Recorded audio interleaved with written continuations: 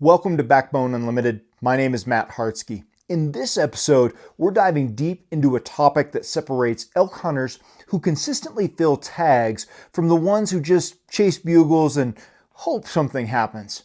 Hunting elk in thick timber. Not glassing open meadows, not calling from ridge lines. I'm talking about dark, tangled, close quarter combat timber where elk move like ghosts. Visibility is measured in feet, and every step you take could make or break your shot opportunity. If you've ever hunted pressured public land, especially during or after the rut, you already know elk love the trees and the thickest, nastiest stuff they can find. And if you want to kill them, you've got to get comfortable in their world. This episode isn't just about still hunting or ambushing. It's about understanding how elk behave in timber, how to navigate that world quietly, how to make decisions without sight lines, without being able to see them, and how to adapt your mindset to this environment. We're going to cover how to read elk sign in the thick stuff, how to move without getting busted, how to call and set up in tight cover, and how to make shots when you can barely see past your bow limb. If you've ever walked into dark timber and felt overwhelmed, confused, or flat out blind, you're not alone, and this episode is for you, so let's get into it. Reading elk sign in thick timber is different. When you're hunting in big timber, you can't rely just on spotting elk from a distance. You're not glassing a hillside. You're not watching a basin at sunrise. You're in tight cover where visibility might be 15 yards, maybe 30 if you're lucky. That means you've got to hunt based on what the woods are telling you, and that starts with sign. And I'm not just talking about piles of poop or a few tracks in the dirt. I'm talking about putting together a full picture of elk behavior based on subtle clues that a lot of hunters blow right past. So let's start with tracks. Tracks in timber don't lie, but they're not always obvious. Look in soft soil, under conifers, along game trails or in low depressions that hold moisture. When you see fresh, sharply defined tracks, especially with rounded toe edges, you're getting close. And if they're all pointed in one direction and there's no return trail, that's a moving herd in that direction. If they're meandering or mixed with smaller calf tracks, it could be a bedding zone. And don't just count tracks, measure them. Bull tracks are typically wider and rounder.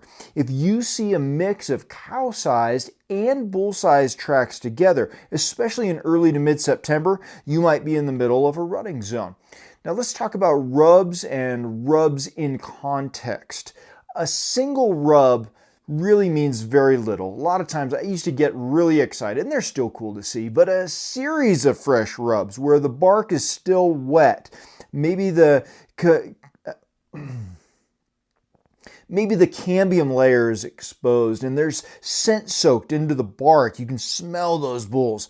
That tells you bulls have been working that area recently. And if you see rub lines that, zigzag along benches or ridge lines, that can indicate a travel corridor bulls are using to cruise for cows or move between bedding zones. Another deadly giveaway, wallow sites. If you stumble on a muddy depression surrounded by churned up soil, trampled grass, musky scent, you've hit a bull staging area. They use these spots to cool down, mark territory, and wallow in, roll around in during or just before the rut. If that mud is still wet and there are fresh tracks around it, that's a good sign, but the best sign is when that water is still muddy. You know that they've used it fairly recently. You're getting close. Now, one of the most overlooked signs in thick timber is tree disturbance. And we're not just talking about the obvious rubs, we're talking about broken branches at eye level, flagging on saplings, trails where the ferns or grass are laid over in one direction. These subtle disturbances often mark where elk have bedded or moved. When you slow down and really scan, you'll start seeing their routes, even in places where the canopy is so thick you can't see the sky. Now, their poop, obviously, it tells a story. Fresh, moist pellets mean elk were there recently. If it's loose or runny, that can mean they were feeding heavily on green vegetation and might be bedding close by. If it's dry, scattered pellets, they could be days old. The key is layering your sign clues, right? Not just poop, but poop plus tracks. Not just tracks, but poop plus tracks plus fresh rubs. Now you're getting into some action zones. And here's a big one, the bedding areas. In thick timber, bedding zones are gold. Elk will use the same few acres for days, sometimes weeks, if they're undisturbed. Look for multiple beds in shaded pockets, typically on north-facing slopes with wind coverage. Beds are usually oval-shaped depressions in the dirt or duff, often ringed with hair, or sometimes they'll poop nearby. If you find 3 or 4 together and the surrounding sign supports it, you might be standing in a core area. When I find a spot like that, I don't just walk through it. I back out, I mark it on X, I make a point to pay attention to what the wind is doing, and I make a plan to hunt it smart, either by setting up quietly downwind or maybe still hunting the periphery when the wind is right, and seeing how that also plays into the rest of your on-X picture, right? What can you tell from that, right? Where's this bedding area located in relation to food? Where's it at on the ridge, in the slope? That's going to give you some valuable information, because here's the truth. Elk in the timber are rarely far away. If the sign is hot, assume that they're there, hunt like they're there. They might be bedded 80 yards from you, silent and still. You won't see them until it's too late, unless you learn to read the ground and hunt with your eyes, ears, and instinct. And when you're doing this, I can't tell you how slow you have to go. Go slow, and then remember me. I want you to hear my voice telling you to go even slower. Which leads into our next section, where I'm going to break down exactly how I personally move through the timber. Footwork, pace, posture, positioning, so you can get inside their world without getting busted. So first, let's talk about how we need to move through the timber. If you want to consistently kill elk in thick timber, you have to stop moving like a human and start moving like a predator. Elk survive by noticing things that don't belong. And in the trees, they pick up on movement faster than sound, because the trees, when you watch trees, you see things move past them more readily, and so do the elk. So let me say that again. In the timber, movement is your enemy, and that's why it goes back to when I said you can't move slow enough, and a lot of hunters move wrong and spend a lot of time getting busted. They walk like they're on a trail. Same rhythm, same pace, crunch, crunch, crunch, boot hits a branch, pant leg swishes, then they stop for a second and do it again. If that's you, you're probably already busted. You've got to change that. The key to moving through timber is breaking your pattern in sound, in shape, and in motion. Elk aren't quiet. They are some of the noisiest critters around when they're going through the timber a lot of times. And so you don't have to worry about being dead quiet. You just don't want to sound like a human hiking. You want to sound like something natural, something that could be an elk, a deer, a bear, just wind moving through the brush. So here's how I do it. Step, pause, maybe 2 steps. Pause, maybe a longer pause, scanning, maybe using glass, breathe, listen. Then maybe I'll take another step or 2. If I step on a twig and it snaps, I'll stop for quite a while. Let things settle. Make it seem like an animal casually browsing, not a predator advancing. If you do that and you stop and you give things time to settle, you're giving time for that animal who picked its head up to possibly go back to feeding and relax again before you move. If you move right after you made sound, that head could be up and they're going to bust you because of that movement. And it's not just how you move, it's how much you move. In thick timber, less is more. I've gone an hour and only moved 80 yards because every 5 yards I'm reading sign, I'm checking the wind, I'm scanning ahead for parts of an elk, not the whole animal, just a tine, a leg, a patch of yellow behind a limb, right? And so when we're still hunting like this, you just can't go slow enough. And this isn't just a random spot. This is, again, paying attention to our sign, and then we're getting super, super slow like this, right? Because if you think that you're in a hot spot, you have got to go slow, and you've got to be ready to see them before they see you. Now, let's talk about body language. You don't need to lower your profile, not crouch, not walk like a ninja. You just need to stay soft. Don't stomp. Keep your shoulders relaxed. Minimize hand movement. I keep my bow in a steady but low position, and I use it as an anchor point to slow myself down. If I have to take a knee, I do it slowly and quietly. Often, I'll use a tree if I need help getting quiet or position because there's, sticks and stuff I don't want to crunch on the ground. Just anything that you can do to stay balanced. The more balanced you are, the more quiet you're going to be. When you need to move through downfall or brush, never just push through it. Scan ahead. You've got to constantly be picking a route that lets you move quietly, even if it's not the shortest path. Step on solid surfaces. Be careful when you're stepping on rocks, logs, and dirt. It's great that they're solid, but I've been with guys who have blown it on elk for us because they stepped on rotting trees, right? So make sure that it's okay to step on rocks and logs, but make sure it's solid. Make sure you're not going to have a boot that's going to slip off a rock or it's going to grind, gravel around the edge of a rock. Make sure you're not stepping on crunchy pine cones or dry branches or bark flakes, right?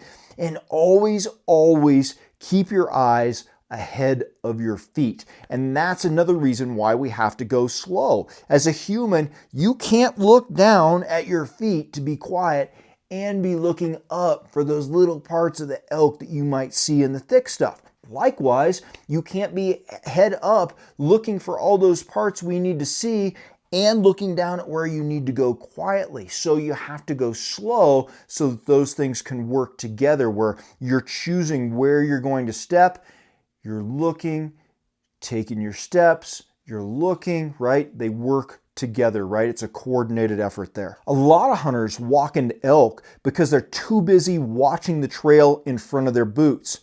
Now, I have failed at this, okay? So don't think that I'm talking from a soapbox where I'm preaching that I'm perfect at this, because I have walked into many elk, usually by going too fast. So in my older age now, I try to constantly be in my own ear and telling myself to go super slow.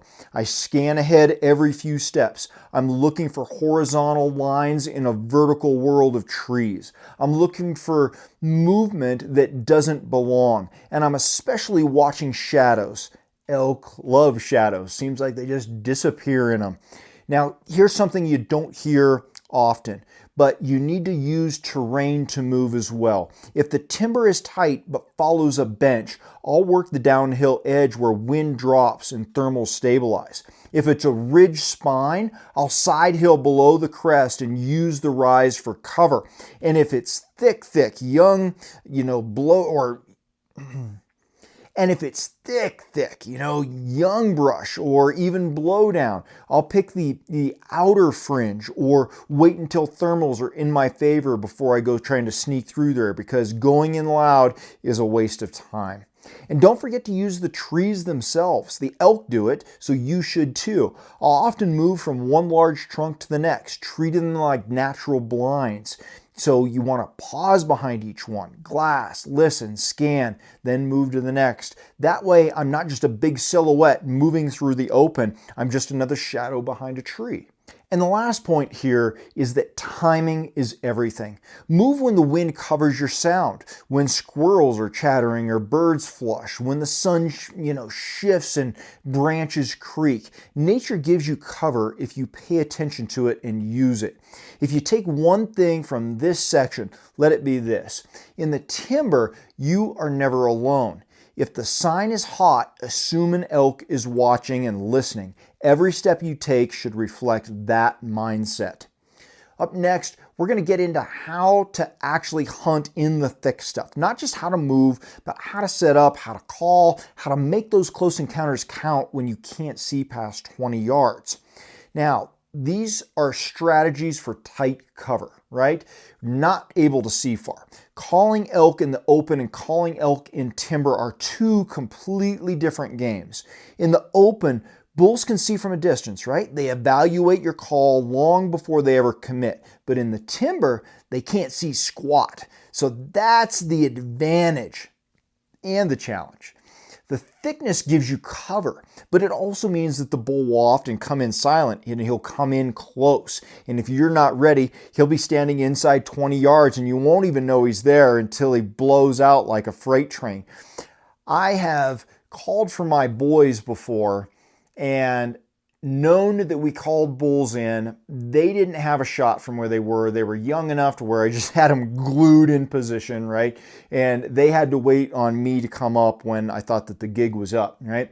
And I've had them in those positions, called bulls in, thought that everything was over, woods had got quiet again, moved up to them, had them come to me. We're having a conversation. They were turned away from our call setup was out here. I'm facing the call setup. They're now facing me and they're telling me about being able to see the tines coming through the trees and oh, this bull was over here, but he just wouldn't move through the opening. And all of a sudden, a bull steps out and is staring at us at 20 yards.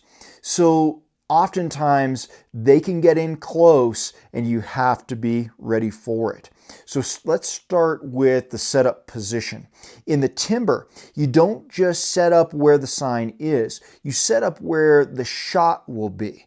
You've got to visualize it. Ask yourself, if a bull comes in from that direction, can I draw my bow or shoulder my rifle without getting caught? Can I see his vitals through the trees? Is the wind stable here? What's that doing? Where is it blowing? I like to find a tree wider than my shoulders with a few openings ahead of me in a semicircle. About 15 to 40 yards would be awesome. I don't want too much cover in front of me at all, but I just need enough around me to break up my outline and keep me hidden if he circles. I always make sure that the cover is to your back, right? I see a lot of new hunters. They want to get behind trees and bushes, right? And if you're behind trees and bushes, what you're going to find is you feel really secure and things are going well. And then all of a sudden that bull comes in and you have no shot. And then it's a very sickening feeling, right? And so what you have to understand and what you'll grow comfortable with as soon as you start to have more experience is that sitting in front of the cover, you've got to let your movement, being still and camouflage. If you wear camouflage, I don't. I just work, I use solids 99% of the time. And I just count on my silhouette being broken by the tree. I make sure that, I've got my hat down over my eyes, trying to keep my face shaded right there. Sometimes I'll wear paint, but that's as camouflaged as I get. And I just trust that being very, very still and having very, very slow movement and the silhouette of that cover is going to keep me concealed. I never, ever want to be behind something where I can't shoot confidently. If I'm solo, I'll call from that spot. No fancy decoys. I get a lot of questions about that. Should probably make a video about decoys, but it's just too much to set up and you just can't predict accurately enough in most situations where you're going to be setting that decoy up. No backing up to 40 yards. In thick timber, bulls come in fast and often angle to the wind. If you're by yourself, you've got to be ready to shoot from your calling position. If I've got a partner, that's when we're going to separate a bit, right? 20 to 40 yards is generally where we end up being. The caller stays back, the shooter moves up, right? The bull's going to hang up at the sound source. So the shooter gets between him and the bugle, and that setup has killed more bulls in timber than any other tactic I know. I don't want to get too much into calling sequence. There's tons of great videos out there by some awesome guys, but I want to talk just a little bit about call sequence because in thick timber, I tone it way down. You know, no screaming at bugles right away. It's not that I never bugle, just not going to start that way. I start with light cow calls, faint mews, soft social sounds, because he might be very close. You imagine, you know, walking into the, you know, I don't know what would be a good example. I've heard this as the house, but, you know, in your house wouldn't necessarily make sense to me. But let's say, let's say you're shopping at the shoe store, right? And it's pretty darn quiet in there. And then all of a sudden, somebody starts yelling, you know, 15, 20, 30 yards away from you, right? It's going to startle the heck out of you. You're going to, you know, maybe go into that fight or flight syndrome mode, right? And the bull is going to do the same thing. So that's why we want to start off soft, right? Because we're going to assume that we're going to be closer to that bull. So those faint mews, soft social sounds. Sometimes I'll add a little raking, you know, scuffing a branch on bark or breaking twigs to simulate feeding or maybe even a little bit of sparring. But subtle is believable in these situations, not frightening. And in tight cover, believable gets results. If I get a response, I listen. I want to hear if he's coming. If he's moving parallel or if he's trying to circle downwind, then I can adapt. Maybe I cut him off with a bugle. Maybe I go silent and let his curiosity bring him in. The key is this. Your first call is an invitation. Your next move depends on how he answers that invitation. And don't be afraid to go dead silent. I've had more bulls walk in completely quiet after a single cow mew and 5 minutes of silence than I've ever pulled in with aggressive calling. Not that I haven't had that happen, and it is a kick in the pants, right? But my ratio has been much more on the cow side than the bugle side. Timber bulls can be cagey. They come in slow, they watch, they listen. It's dangerous for them. They can't see. If they don't see another elk, they might not make a sound. So don't call just to fill the silence. Let it build tension and let them make the mistake. If he hangs up, I'll give a soft estrus whine or even try light walking sounds, crunching leaves with my hand or just some light tapping on brush. But I don't give away my position unless I'm confident I've got a shot window coming up or a solid partner setup. Now the wind matters here too, just like always. In tight cover, wind swirls more, right? The thermals can be more unpredictable. So if you feel that thermal start to shift, make your move or back out. You get one shot in the timber. If your wind busts him, he's gone. And one last thing, stay in it. Sometimes bulls will ghost you. You'll think they've left and 10 minutes later they'll pop up 25 yards behind you. So if you're in the zone, don't leave too soon. When I know I've got fresh sign, a good setup, and stable wind, I'll sit a spot for 30 to 40 minutes, even with no vocal response. Elk live in that stuff. They're there, they just play a different game. Next up, we're going to dig into the real test. How to make a clean shot in the timber when your window is tight, your heart is pounding, and there's only one chance to get it right. Let's talk about these close quarter shots. This is where it all comes together.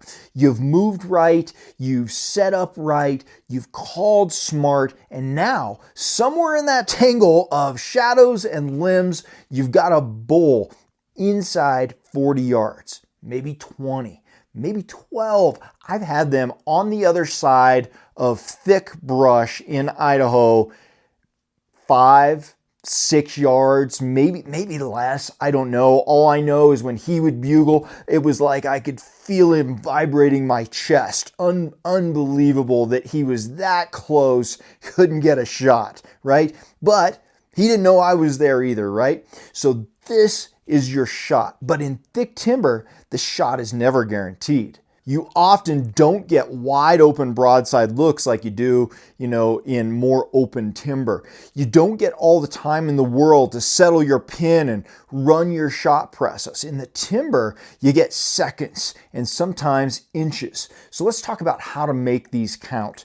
First, you've got to pre-visualize your shot window before anything shows up. As soon as you set up, identify the exact lanes where you'll take the shot, not just general direction, but specific openings. Range those windows, right? Range those trees that you're going to know, okay, there's that tree, that's 27 yards. There's that tree, that's 36 yards. Burn them into your brain. If a bull steps into one of those windows, you shouldn't be second guessing. You shouldn't have to use the rangefinder at that distance. It should feel automatic.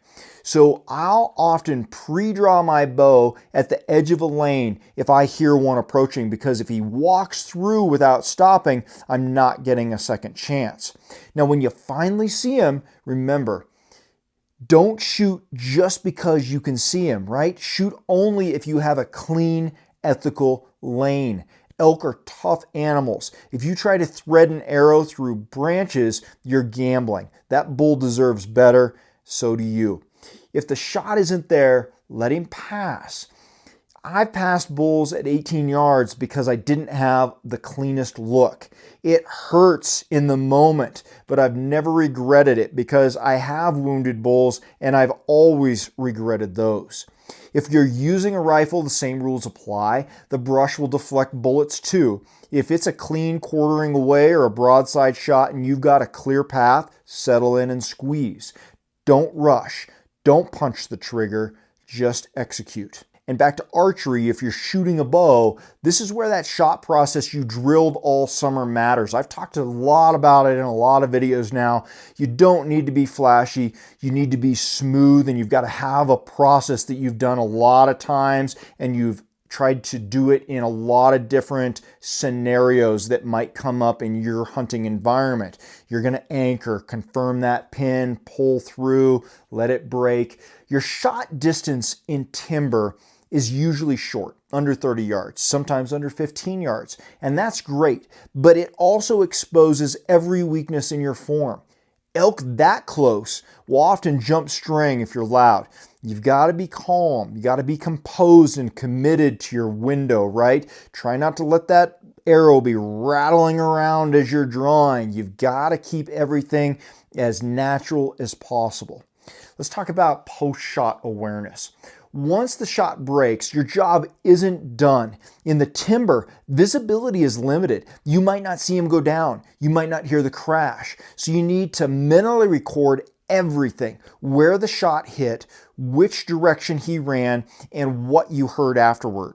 Wait before tracking. I don't care how good you think the shot was, give it time. In thick timber, even a double-lunged bull might make it 80 to 100 yards before going down.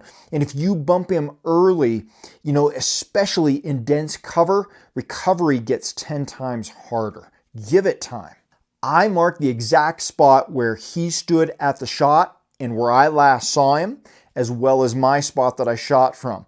A lot of times, in addition to marking it on onX, I'll often hang flagging. Then I back out. I give it 30 to 60 minutes minimum, longer if I didn't see him crash or hear it happen, and even longer if I think that maybe it was questionable.